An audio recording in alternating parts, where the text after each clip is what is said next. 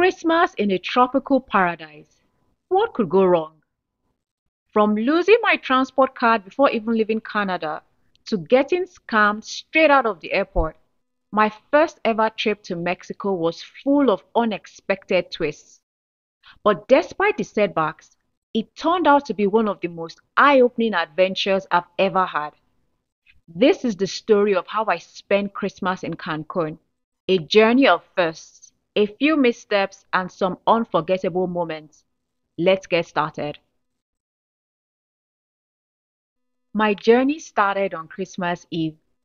Bags packed, documents in hand, Nigerian passport, Canadian permanent resident card, and a budget of $80 and 5,220 Mexican pesos. I took a train from Ottawa to Toronto, arriving just before 4 p.m. But then, I lost my Presto card. Luckily, I had my debit card, so no major crisis, just a minor hiccup.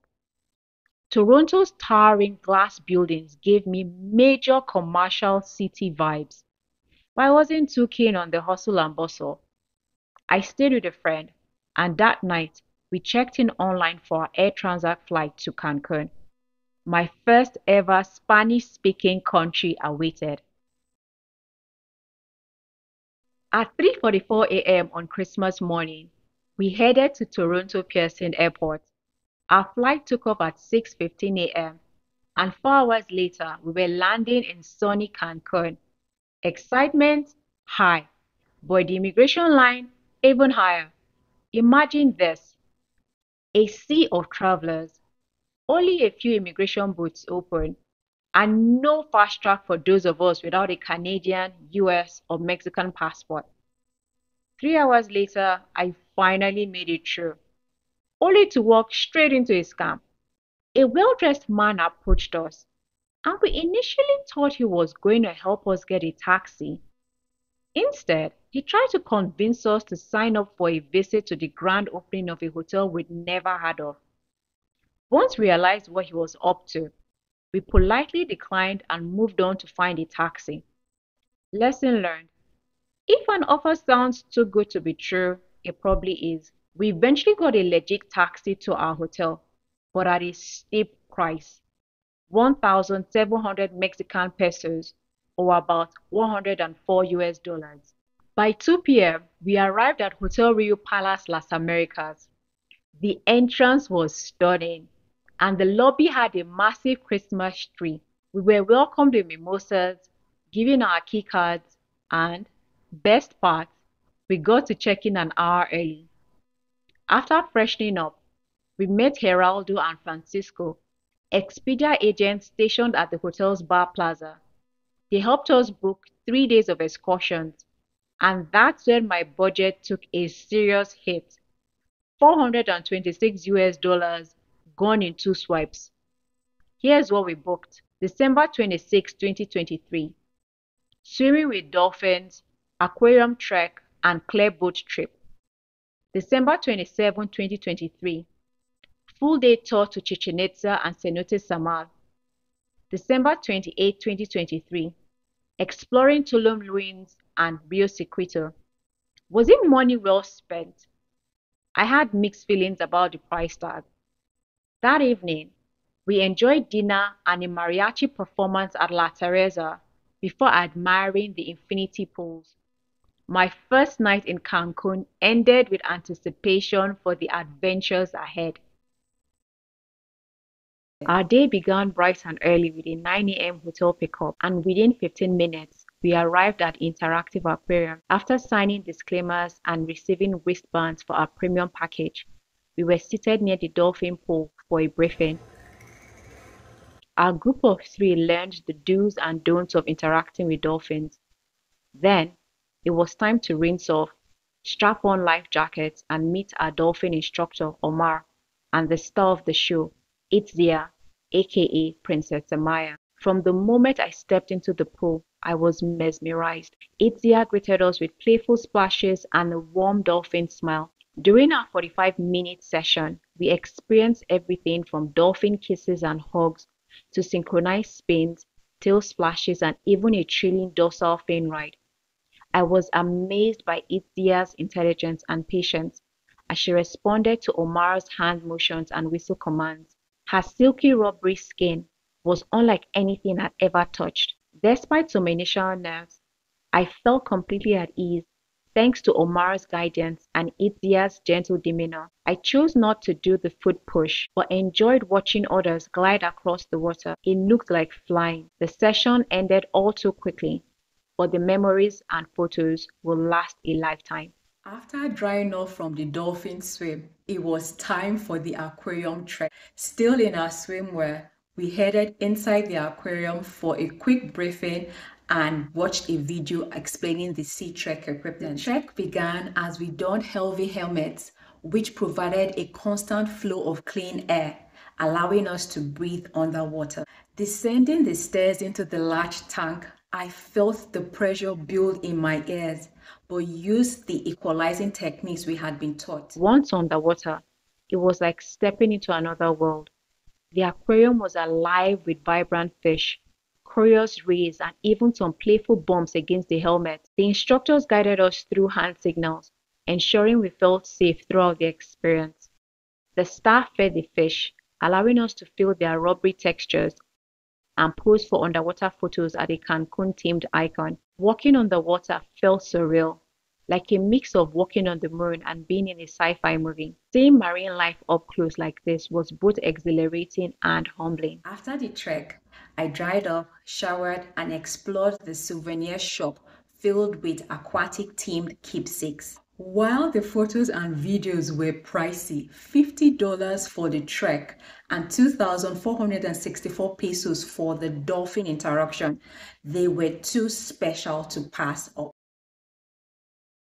I had the chance to try the Cancun Colors boat tour with Introvert, a fully transparent boat experience that had me intrigued from the moment I heard about it.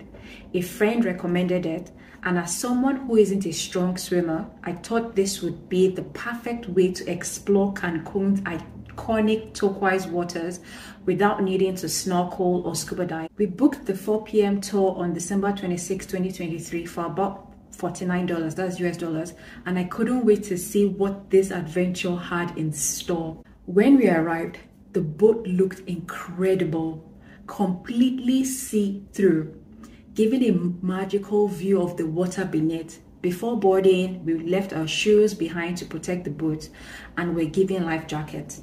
As we set off, I couldn't help but feel excited. Along the way, we passed pirate ships and the water grew clearer the further we went.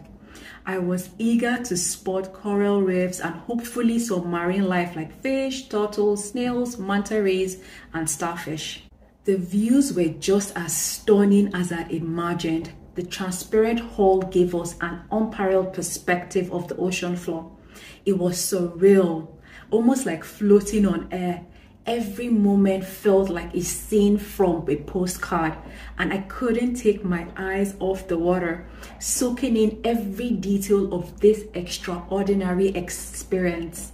But then, the excitement turned into discomfort. Without warning, motion sickness hit me hard. The gentle rocking of the boat became overwhelming and nausea quickly set in. When we stopped for a professional photo session, I couldn't even stand up to take part. I spent the rest of the tour sitting as still as I could, just wishing to feel better. What surprised me most was how unexpected this reaction was. I'd previously been on a long open water boat ride from Calabar, Nigeria to Cameroon, an adventure with its own challenges. But this short tour left me struggling. Although I couldn't record much after feeling sick, the experience remained unforgettable for both the breathtaking views and the challenges I didn't anticipate. After a quick beach stroll, I had dinner at Fiesta Mexicana. The vegetarian enchiladas, not great, but tortilla soup with avocado chunks, delicious. We kicked off our journey with an early pickup from our hotel in Cancun and headed towards the Yucatan Peninsula. After a quick stop for souvenirs at Pueblo Maya, we arrived at Chichen Itza. The site of the Pyramid of Kukulkan is absolutely stunning, standing tall at the heart of this ancient city. The sheer scale of the place is breathtaking as we approach it, ready for our guided tour. Chichen Itza is full of incredible structures, each with its own story. First up, the Pyramid of Kukulkan, also known as El Castillo. This pyramid, dedicated to the feathered serpent god Kukulkan, was designed to align with the Mayan calendar. The 365 steps symbolize the days of the year. Imagine that level of precision from thousands of years ago. The Great Ball Court was next, and I couldn't help but think of the intensity of the ancient ball game. Teams used only their elbows and hips to keep the ball in play, and the stakes were high. The losing team, usually the elite captain, faced a tragic end. What a way to combine sport and sacrifice. We also visited the Temple of Warriors, known for its incredible columns and detailed carvings, and the Temple of the Thousand Columns, an architectural masterpiece that connects the idea of warriors with the physical power they embody. Next up, the Platform of Venus, a ceremonial site used to observe Venus's movements, which were critical for Mayan ceremonies. The Platform of the Skulls, or mosaic, displayed human skulls as a tribute to the gods, reminding visitors of the Mayans' deep connection to life, death, and the spiritual world. After an hour and a half at Chichen Itza, we drove back to Pueblo Maya for a buffet lunch. While the international cuisine didn't impress, the entertainment made up for it. Traditional dancers brought vibrant energy to the meal, offering a glimpse into Yucatan's rich culture.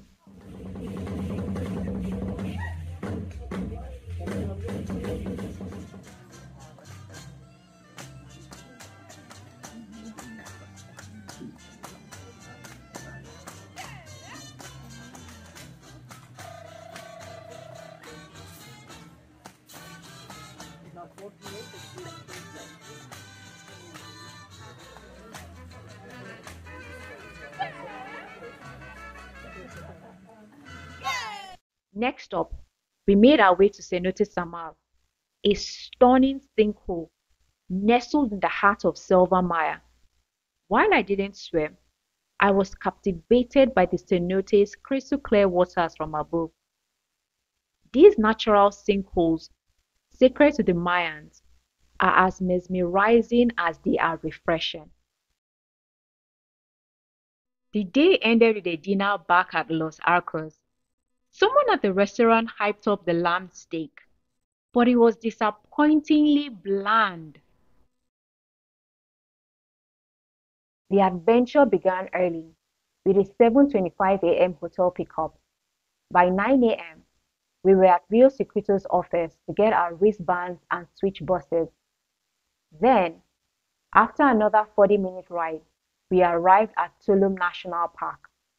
But getting in was another story. The queue was long. It took over an hour before we finally stepped inside. Tulum is one of the best preserved coastal Maya sites. Perched on a cliff overlooking the turquoise waters, it's as breathtaking as it is historically significant. The name Tulum means wall or fortress in Yucatan Maya, and that's exactly what it was. A walled city protecting trade routes between land and sea. Tulum was an important commercial hub, especially for obsidian, a volcanic glass used in tools and ceremonial rituals. One of the most fascinating aspects, Tulum was built as an observatory.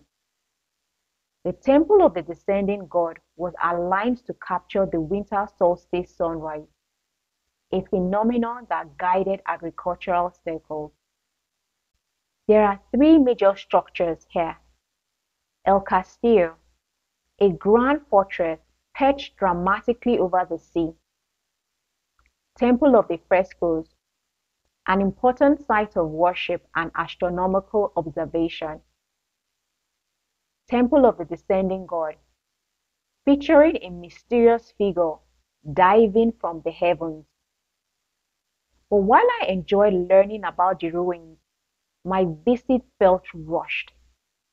In my attempt to grab some souvenirs, I completely missed the chance to take in the Caribbean Sea from the cliff's edge. If I could do it again, I'd set aside more time to explore. One thing to watch out for: vendors tricking tourists into paying for photos with animals. I made the mistake of holding a cute monkey, named Justin Bieber no less, only to be charged 300 pesos, equivalent to 18 US dollars, for less than a minute. Not worth it. With that lesson learned, we hopped on the bus for the next adventure, Rio Secreto. Rio Secreto translates to Secret River, and it truly felt like stepping into Xibalba, the Mayan underworld. Before entering, we were blessed by a Mayan shaman, a moment that felt both spiritual and surreal. Then, after a short jungle hike, we arrived at the cave entrance. As we stepped inside, the air grew cold and silence wrapped around us. The cave was otherworldly, stalactites hanging like frozen daggers, the water so clear it looked like glass. But soon, the path descended into deeper water, and my swimming skills were put to the test. Even with a life jacket, I struggled. But Victor, our guide, was incredibly patient and supportive. The most magical moment? Absolute darkness. We turned off our headlamps and stood in complete silence. A humbling experience unlike anything else. Rio Secreto was my favorite part of the trip, but there was one downside. The photo package cost 110 US dollars. While the pictures were amazing, I wish I had been able to take my own videos to capture the experience fully. Would I do it again? Absolutely. But next time, I might go for the Rio Secreto Plus experience, which takes the adventure up a notch, with a jungle bike ride, a thrilling rappel into the cave, and zip lining through the treetops.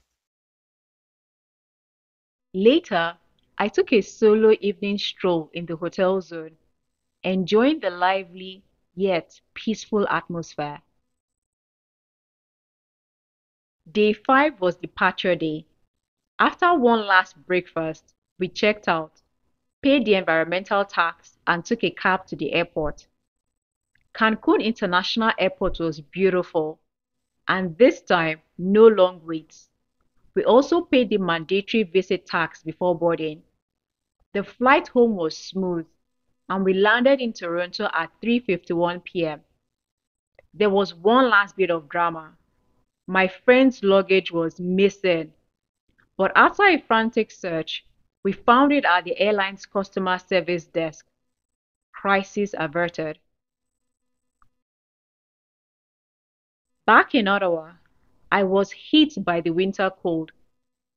Over budget, exhausted, but filled with memories, I realized this trip was a huge learning experience. Would I do the trip again? Absolutely, but differently. I'd make sure to have more time to relax at the hotel and avoid packing my itinerary with too many activities. Still, looking back, this trip was unforgettable, full of surprises, lessons, and adventure. That was my first trip to Cancun. Unforgettable, unpredictable, and full of lessons. Have you ever had a trip that didn't go as planned? Share your story in the comments. And if you want to see how it all started, watch my next travel story, planning my first Christmas trip to Cancun, budget, flights, and more. See you there.